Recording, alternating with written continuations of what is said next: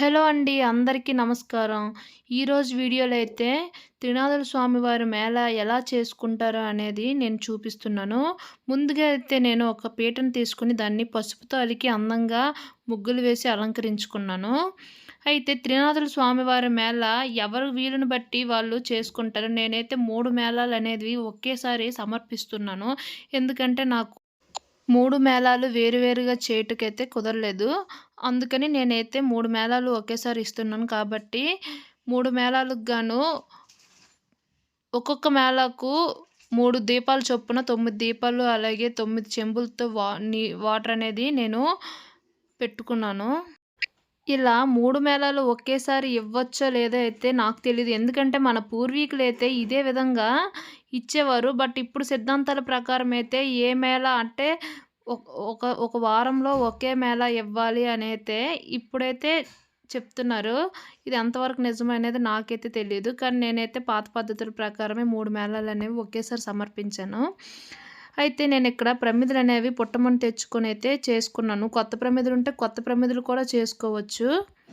ఈ విధంగా అయితే మా ఇంట్లో స్వామివారి పూజ అనేది కంప్లీట్ అయ్యింది. చాలామంది ఈ పూజను కార్తీక మాసంలోనే చేస్తారు కదా! ఈ పూజను కార్తీక మాసంలోనే ఎందుకు చేస్తారు? అలాగే మిగిలిన నెలలో చెయ్యొచ్చా లేదా అనేది నాకైతే తెలీదు. మీకేమైనా తెలిస్తే నాకు కామెంట్ చేయండి. మా ఇంట్లో పూజ అయ్యాకైతే నేను మా అమ్మగారి ఇంట్లో పూజ చేయడానికైతే వెళ్ళాను. ఈ పూజను ఎవరైతే భక్తి శ్రద్ధలతో వింటారో వాళ్ళకి చాలా మంచి జరుగుతుంది. అయితే ఈ పూజ ఎవరైతే చేసుకోవడానికి వీలు పడదో అలాంటి వారి కోసం ఈ పూజను నేను స్టార్టింగ్ నుంచి ఎండింగ్ వరకు ఎలా చేసుకుంటారో అనేది పూర్తి వీడియో చేసి పెట్టాను. స్కిప్ చేయకుండా ఎండ్ వరకు కథను వినండి. మీకు కూడా మంచి జరగాలని కోరుకుంటున్నాను. శుక్లాంబరధరం విష్ణుం శశివర్ణం చతుర్భుజం ప్రసన్నవదనం ధ్యాయే సర్వవిఘ్నోపశాంతయే అగజానన పద్మాహం గజానన మహర్నిశం అనేకదంతం భక్తానాం ఏకదంతం పాత్మహే గురు బ్రహ్మ గురు విష్ణు గురుదేవో మహేశ్వరః గురు సాక్షాత్ పరబ్రహ్మ తస్మై శ్రీ గురవే నమః సరస్వతి నమస్తుభ్యం వరదే కామరూపిణి విద్యారంభం కరిష్యామి సిద్ధిర్భవతు మే సదా ఓం శాంతి శాంతి శాంతి ఓం కేశవాయ స్వాహ ఓం నారాయణాయ స్వాహ ఓం మాధవాయ స్వాహ ఓం గోవిందాయ నమః ఓం విష్ణువే నమః ఓం మధుసూదనాయ నమః ఓం త్రివిక్రమాయ నమః ఓం వామదేవాయ నమః ఓం శ్రీధరాయ నమః ఓం ఋషికేశాయ నమః ఓం పద్మనాభాయ నమః ఓం దామోదరాయ నమః ఓం సంఘర్షణాయ నమః ఓం వాసుదేవాయ నమః ఓం ప్రద్యుమ్నాయ నమః ఓం అనిరుద్ధాయ నమః ఓం పురుషోత్తమాయ నమః ఓం అదోక్షజాయ నమః ఓం నారసింహాయ నమః ఓం అచ్యుతాయ నమః ఓం జనార్దనాయ నమః ఓం ఉపేంద్రాయ నమః ఓం హరయే నమః ఓం శ్రీకృష్ణాయ నమః. సంకల్పం పసుపు కుంకుమ గంధము అక్షంతలు వేసి చేయి పెట్టుంచు. मम उपाद दुर्दक्षिण द्वारा श्री परमेश्वर प्रीत्यर्थं शुभे शोभन मुहूर्ते श्री महाविष्णु राजज्ञ प्रवर्तमानस्य अद्य ब्राह्मण द्वितीय परार्धे श्वेतवराह कल्पे वैवस्मन्वन्तरे कलियुगे प्रथम पादे जम्बूद्वीपे भरतवर्षे भरतखण्डे मेरो दक्षिण दिक्पादे श्रीशैलस्य ईशान्य प्रदेशे गंगा गोदावरी यो नर्दस्य भगवत् सन्निधौ अस्मिन् वर्तमाने व्यावहारिक चांद्रमानेन श्री विश्वावसुनाम संवत्सरे दक्षिणायने शरदृतौ कार्तिक मासे नक्षत्र शुभयोगे शुभकर्णे एवंगन विशेष विशिष्टायां शुभतिथौ श्रीमान गोत्रस्य बलभद्र गोत्रस्य लक्ष्मी नामधेयस्य सुरेश नामधेयस्य सह कुटुंबस्य क्षेम स्थैर्य विजय अभय आयुर आरोग्य ऐश्वर्याभिवृद्धिर्थं धर्मार्थ काम मोक्ष चतुर्विध फल पुरुषार्थ सिद्ध्यर्थं सर्वाभीष्ट परिहारार्थं सर्वाभीष्ट सिद्ध्यर्थं श्री त्रिनाथ देवता प्रीत्यर्थं श्री त्रिनाथ देवता मुत्तिच्छ प्रीत्यर्थं यावच्चिक ध्यान वाहनादि पूजां करिष्ये. నీరు ముట్టు. ఆ నీరు పువ్వుతోటి అవన్నీ నీ మీద చల్లుకో, దేవుడి మీద చల్లు.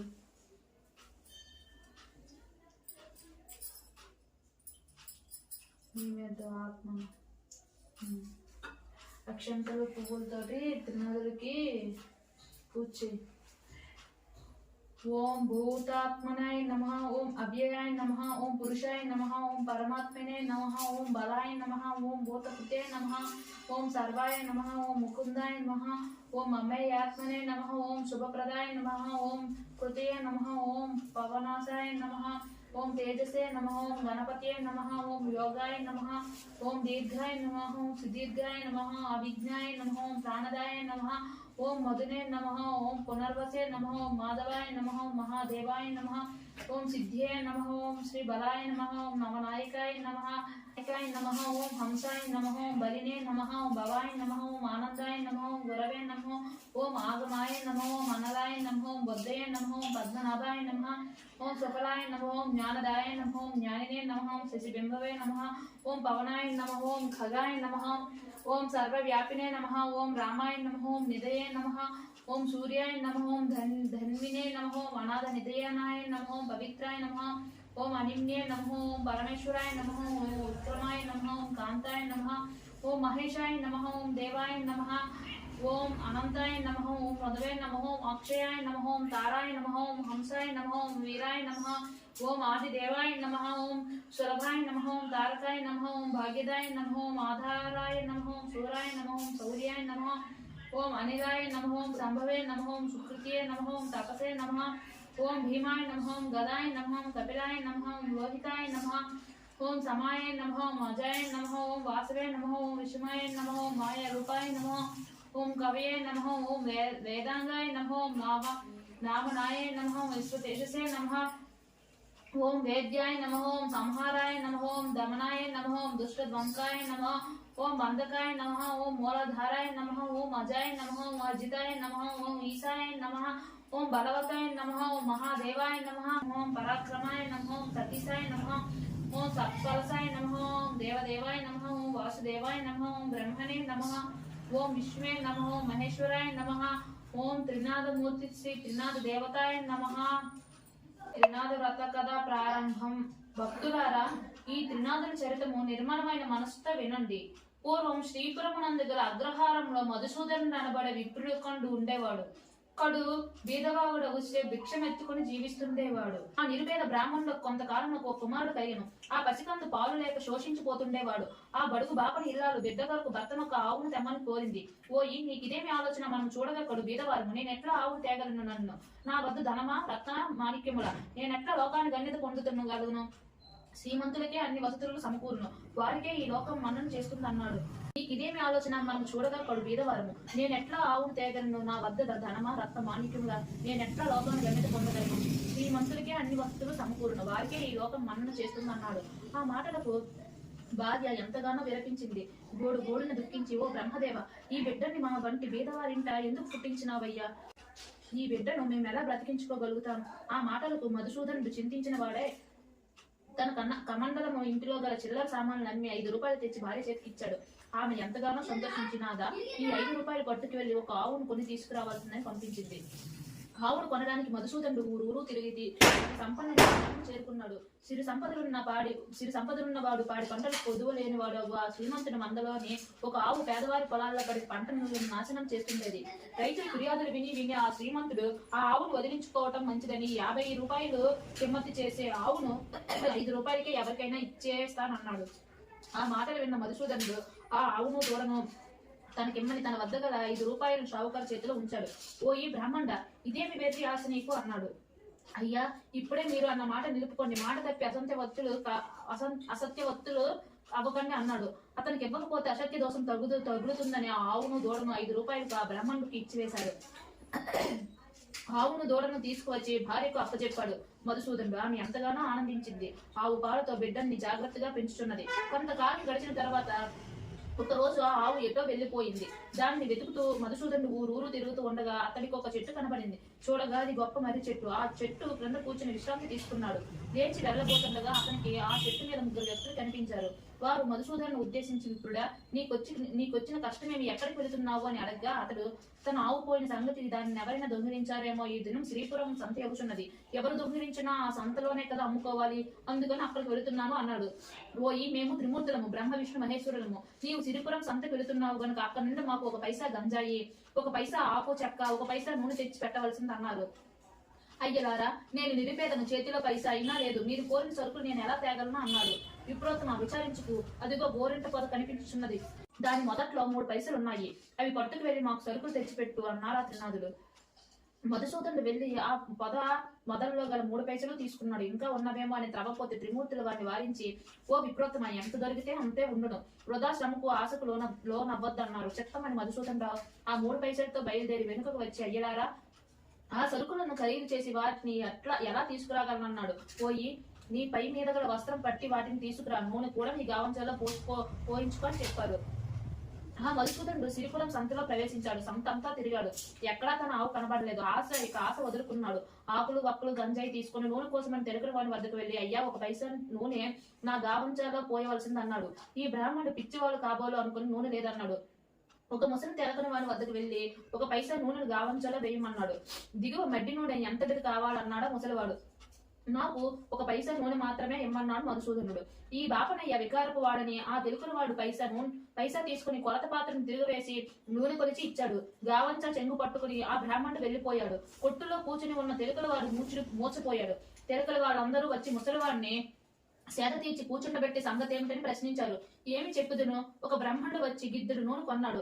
అతడటే వెళ్ళాడు. చూడబోతే కుండల్లో 1 చుక్క నూనె కూడా లేదని మొత్తుకున్నాడు. అతడు మా దగ్గరకు వచ్చాడు, నూనె లేదంటే వెళ్ళిపోయాడు అని ఒకరితో ఒకరు చెప్పుకుని ఆ విప్రుని వద్దకు పరుగు పెట్టారు. ఓ ఈ బ్రాహ్మణోత్తమ, మీరు నూనె కొన్నారు కదా, అది కొంచెం తక్కువగా ఉన్నది, పూర్తిగా ఇచ్చివేస్తాము రమ్మన్నారు. వారితో సంతలోనికి వెళ్ళాడు. ముసలి తెలుగుని వాడు గావంచలో నూనె తెచ్చి కుండలో పోయిగా ఆ దత్తులన్నీ భర్తీ అయ్యాయి. ముసలి తెలుగుల వాడు అది చూసి ఆనందించి ఈసారి నూనె సరిగా కొలిచి ఇచ్చాడు. అతను ఇచ్చిన నూనెను తీసుకుని మధుసూదనుడు తిన్నగా మర్రి చెట్టు వద్దకు వెళ్ళాడు. త్రినాథుడు తెమ్మన సామాన్లు వారికి అందజేశాడు. వెళ్లిపోవడానికి మధుసూదనుడు త్రిమూర్తులను అనుమతి అడిగాడు. అందుకు వారి అతన్ని ఉద్దేశించి, ఓయి, నీ యందు మాకు దయ కలిగినది, నీవు త్రినాథు సేవ చేసినతో నీ కష్టము తొలగిపోవును అనగా, అయ్యలారా, ఏ వస్తువులతో మిమ్మల్ని పూజించవలని అడిగారు. ఓయి విప్రుడా, మా పూజకు అధిక ద్రవ్యం అక్కర్లేదు, కొంచెంతోనే సంతృప్తి చెందదుము. ఇప్పుడు నీవు తెచ్చినట్టు 3 పైసల సామాగ్రి చాలును, మాకు వీటితోటే మేళా చేయుము. 3 మట్టి చిలుముల యందు గంజాయి నలిపి అందులో నిప్పును వేయుము. దీప ప్రమిదమును 3 చేసి అందులో నూనె వేసి ఒత్తులు వేసి ఆకులు చెక్కలు జాగ్రత్త చేసి ఉంచి రాత్రి మొదటి జాముల నీ మిత్రులను పిలిచి పూజా ద్రవ్యమును సమస్త పదార్థములు స్వాములకు సమర్పించవలను. అట్లు చేసిన నీకు సకల పాపములు తొలగి పోవును అన్నారు. ఆ మాటలు విని విప్రుడు పూజకు పూనుకున్నాడు. చెట్టు మొదటిని పూజ ప్రారంభించి గంజాయి తయారునొచ్చి దీపములకు ఒత్తులు లేవనగా, నీ గావంచించి ఒత్తులు చేయమని త్రిమూర్తులు అన్నారు. అందుక విప్రుడు, అయ్యలారా, నేను పేదవాడిని, భిక్షమెత్తుకుని రోజులు గడుపుకుంటున్నాను, అన్న వస్త్రంలో కష్టపడుచున్నవాడిని, దీపం ముట్టించుటకు అగ్గిలేదు, నా గావంచ ఒత్తుల పాలైనది, నా ఆవు దొంగల పాలైనది, నా కుటుంబ ఉపవాసములతో ఎదురు చూస్తుంటాడు, ఏ బుద్ధితో పూజ చేస్తానని విచారించసాగాడు. ఓ ఈ బ్రాహ్మణ, దిగులు చెందుకు, నీ ఆవు దొరుకుతుంది, నువ్వు నీ కుటుంబం సౌఖ్యంగా ఉంటారు, అన్న వస్త్రము దొరుకునగా అటువంటి పరిస్థితి నాకు ఎప్పుడు కలుగుతుందో అప్పుడు మీకు 5 మేళాలు ఇస్తానన్నాడు. దీపం వెలిగించడానికి అగ్గిలేదు అని విప్రుడు అనగా త్రిమూర్తులు విప్రుడిని కళ్ళు మూసుకోమన్నారు. కళ్ళు మూసుకుని తెరిచి చూసేసరికి దీపములు వెలిగినవి. విప్రుడు ఆనందించి మేళా సమర్పించాడు. ఆ ఆనందంతో త్రిమూర్తులకు సాష్టాంగ ప్రణామాలు చేశాడు. త్రినాథుల అనుమతి తీసుకుని ఇంటికి వెళుతున్న విప్రునికి మార్గ మధ్యంలో ఆవు దూడ కనిపించసాగాయి. సంతోషించిన వాడే వాటిని వెంట పెట్టుకుని ఇంటికి చేరుకున్నాడు. ఇంట్లో చూడగా సిరి సంపదలతో ఓలలాడుతున్నది. ఇదంతా త్రినాథుల కృప వల్లనే ఆనందించాడు. మిత్రులని బంధువుల్ని పిలిచి తాను వెళ్లిన నాటి నుండి ఆ నాటి వరకు జరిగిన సంగతులన్నీ వివరించాడు. త్రినాథుల మేళా ఫలితమని అందరికీ వివరించాడు. త్రినాథుల పూజ విధానాన్ని అందరికీ చెప్పాడు. గ్రామంలోని 50 మంది త్రినాథ మేళాను చేశారు. అందరికీ సిరి సంపదలు సమృద్ధిగా కలిగాయి. రాజ్యంలోని 50 మంది సిరి సంపదలతో తోగడం వల్ల వర్తకులకు వ్యాపారాలు మందగించాయి. వారంతా రాజుగారి వద్దకు వెళ్లి ఫిర్యాదులు చేశారు. మధుసూదనుడు అనే బ్రాహ్మణుడు భిక్షమెత్తుకుని బ్రతికేవాడు. సిరిపురం వెళ్లి త్రినాథుల వ్రతం చేసి తాను సిరిగలవాడు అయ్యాడు అన్నాడు. ఊర్లోని రైతులు ప్రజలు 50 మంది ఈ మేళా చేసి సిరి సంపదలు పొందారు. అందువలన మా వ్యాపారాలు అడుగంటిపోయాయి. క్రయ విక్రయాలు లేవు. మీరే మమ్మల్ని ఉద్ధరించాలి అన్నారు. రాజు వారి మాటలను విని కోపం చెంది త్రినాథులు అనేవారు ఏ దేవతలు, వారిని మీరంతా ఎలా పూజించున్నారు? నా ఆజ్ఞ వినండి. ఈ దినం నుండి ఎవరును త్రినాథుల పూజ చేయరాదు. అట్లుగాక ఎవరైనా పూజ చేస్తే వారికి 500 రూపాయలు జరిమానా, 6 మాసాల ఖైదు. ఇది నా శాసనం. దీన్ని ఎవ్వరూ ధిక్కరించరాదు. కాదని ధిక్కరించిన శూలం వేయబడుదని ప్రజలకు హెచ్చరించారు. త్రినాథుల మేళ పట్ల రాజు శాసనం చేయడం త్రినాథుల ఆగ్రహానికి రాజును గురి చేసింది. వారి ఆగ్రహం కారణంగా యువరాజు చనిపోయాడు. రాజు అంతఃపురం పరివారం దేశ ప్రజలు అందరూ ఎంతగానో రోధించారు. రాకుమారిని అంత్యక్రియలకు గాను శవాన్ని నదీ తీరానికి తీసుకువెళ్లారు. అసంఖ్యాకంగా ప్రజలు అక్కడ చేరుకున్నారు. త్రినాథులకు దయ కలిగింది. రాజు తమ పట్ల విధేయత భక్తి కలిగించడానికి అదే తగిన సమయమని నిర్ణయించుకున్నారు త్రిమూర్తులు. త్రినాథులు వృద్ధ సన్యాసుల రూపంలో శ్మశానానికి వచ్చారు. రాజును వారి పరివారంను చూసి, మీరందరూ ఇచ్చకు వచ్చి ఎందువల్ల విచారంతో ఉండిరి? ఈ బాలుడు ఎవరు అని అక్కడ వారిని ప్రశ్నించారు. రాజు ఏం లోపం చేసినో ఈ రాకుమారుడు చెడిపోయాడు అన్నాడు అక్కడ ప్రజలు. అందుకు త్రినాథులు, ఈ పిల్లవాడు చనిపోలేదు, మీ రాజు త్రినాథుల వారిని చులకని చేయట, త్రినాథ భక్తులపై దండన శాసనము చేయటం వల్ల ఇట్లయినది. మీరందరూ త్రినాథుల వారిని పూజించితే బాలుడు లేచి కూర్చుంటాడన్నారు త్రిమూర్తులు. ఆ మాటలు అక్కడ వారందరూ త్రినాథ స్వాముల వారి పేరున సముద్ర ఘోష వలె గర్జించారు. రాజు త్రినాథులకు 7 మేళాలు చేయుటకు ఒప్పుకున్నారు. వెంటనే ఆ రాకుమారుడు లేచి కూర్చున్నాడు. అందరూ ఎంతగానో ఆనందించారు. ఆ సమయంలో స్వర్ణవద్రి నది మీదుగా తన సరుకులను తీసుకుని వెళ్తున్న వర్తకుడు అక్కడ ప్రజలు ఆనందంతో చేస్తున్న ఘోష విన్నాడు. అదేమిటని రేవులో దిగి వాళ్ళ వద్దకు వచ్చాడు. మీరేలా ఇంత ఆనందంగా ఎవరిని స్మరిస్తున్నారు అన్నారు అని అక్కడ వారిని అడిగారు. వారు జరిగిందంతా చెప్పి, త్రినాథులు దయామయులు, వారి మేళా చేసిన కనీసం వారిని స్మరించిన ఎంతో మేలు కలుగు చేసే మహానీయులు అని చెప్పి రాజకుమారుడు చచ్చి బ్రతికిన విషయాన్ని వివరించాడు. నా ఓడలు ఒడ్డునున్నాయి, వాటిపై విదేశాలకు వర్తకం చేసుకునే నిమిత్తం వెళుతున్నాను. నా వ్యాపారం బాగా జరిగి నాకు బాగా లాభం వస్తే నేను త్రినాథుల వారి మేళ చేస్తాను అని పలికి షావుకారు వెళ్ళిపోయాడు. ఆ షావుకారు విదేశాల్లో బాగా లాభాలను ఆర్జించుకుని ఇంటికి తిరిగి వచ్చాడు. వాడలలోని ధనమును నౌకరుచే ఇంట్లో వేస్తుండగా చూస్తుండగానే అతని వాడ నీటిలో మునిగిపోయినది. అందులోని వారందరూ నీటిలో మునిగిపోయారు. అది చూసి షావుకారు నేలపడి దొర్లుతూ ఏడుస్తుండగా, ఓయి షావుకారు, నీవు త్రినాథుల మేళా చేస్తానని మొక్కుకొని మరిచిన అందువల్లనే నీ వాడలోని వారు మునిగిపోయారు అని ఆకాశం నుండి త్రినాథుల వాక్కు వినబడును. గుర్తు తెచ్చుకున్న వాడే, అవును నేను త్రినాథుల మేళా చేస్తానని మర్చిపోతున్నానివి. మేళాకు కావాల్సిన సామాన్లు తెమ్మని నౌకరులు పంపించి గంజాయి, ఆకులు, చెక్కలు మొదలగు సరుకులు తెప్పించి ఇంటి వద్ద తన వారిని అందరినీ రప్పించి త్రినాథులకు సాష్టాంగ దండ ప్రణామాలతో మేళా చేసింది. త్రినాథుల కరుణా కటాక్షం వల్ల వాడ నీటిపైకి తేలింది. షావుకారు వాడలోని సరుకులను ఎత్తించుకుని ఇంటికి చేరుకున్నారు.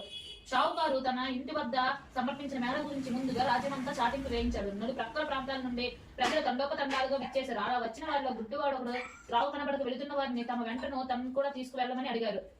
అయినా మీరంతా త్రినాథుల మేళ చూస్తారు, నేను గుడ్డివాడిని, నేను ఎలా చూడగలను? అయినా ఓయి త్రినాథుల దయ అపారం, నీవు మేళా చూస్తావని ధైర్యం చెప్పి ముందుకు సాగిపోయారు. గుడ్డివాడు అక్కడే కూర్చుని త్రినాథ స్వామిని స్మరించుకుంటున్నాడు. ఆ సమయాన్ని కాళ్ళు చేతులు స్వాధీనం లేని అవిటివాడు ఒకడు దేక్కుంటూ అటు వచ్చాడు. గుడ్డివాడు వాడిని ఎక్కడికి వెళుతున్నావు అని అడిగాడు. త్రినాథుల మేళా చూడటానికి వెళుతున్నాను అన్నాడు. ఓ మీ మిత్రమా, నేను అందుకే బయలుదేరాను. గుడ్డివాడిని దారి కానిక ఇక్కడే చతికిల పడిపోయాను. త్రినాథుల దయమయుడు మనల్ని తమ మేళకు రప్పించుకుంటున్నాడు అన్నాడు. వారిద్దరు ఒకరితో ఒకరు కూరబడుకొని గుడ్డివాడు ఇట్లా చెప్పుచున్నాడు, మిత్రమా, నీకు కళ్ళున్నవి కనుక నీవు నా భుజంపై కూర్చుని దారి చూపు, నేను నిన్ను మోసుకుపోతాను.